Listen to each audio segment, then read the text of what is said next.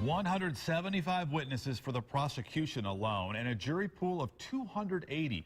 It's all for a high-profile murder trial moved to St. Joseph County. A Marion County judge agreed the man accused of masterminding an Indianapolis home explosion that killed 2 people could not get a fair trial there because of pretrial publicity.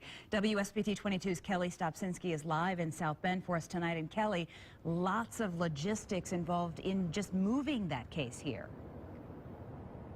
Jennifer, Rick, for lawyers, it means getting their witnesses to South Bend from Indianapolis and also getting truckloads of evidence here as well. Now, for Indianapolis reporters like the crew you can see on that corner across the street from me behind that black truck over there, it's getting the story back to their viewers, the people who've been waiting for justice in this case for the last 2.5 years. This was the last chance for the judge and for the attorneys to set the rules. It's the beginning in what prosecutors call a murderous insurance fraud scheme. Of what's expected to be a grueling 7-week murder trial in South Bend. Relocate a section of the newsroom with several vehicles and with a staff, photographers, your web editors. We've got a sketch artist inside. This really will be an entire field operation to bring the story back to the people of Indianapolis. The Indianapolis CBS affiliate rented a house for its crew of up to 6 people. Other news outlets and lawyers are staying at local hotels. The biggest challenge is bringing over basically 175 witnesses, most of whom will be coming out of Indianapolis. There are also some 2,000 pieces of evidence. We came up with a box truck, some SUVs, and a semi.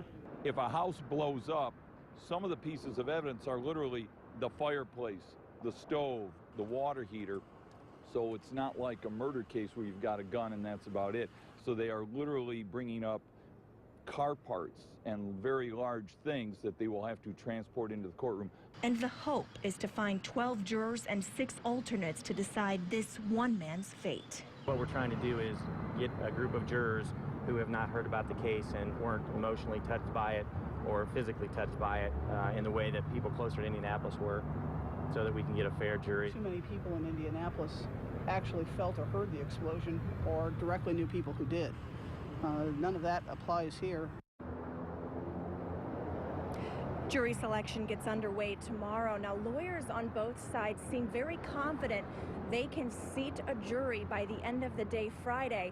Opening statements could begin as soon as Monday. And if convicted in this case, the defendant, Mark Leonard, faces life in prison without parole. Jennifer. Kelly, from a reporting perspective, you mentioned this one news crew renting a house here, lots of other people staying in local hotels from now until mid-July. You also tried to track down the potential economic impact this trial could have on our area.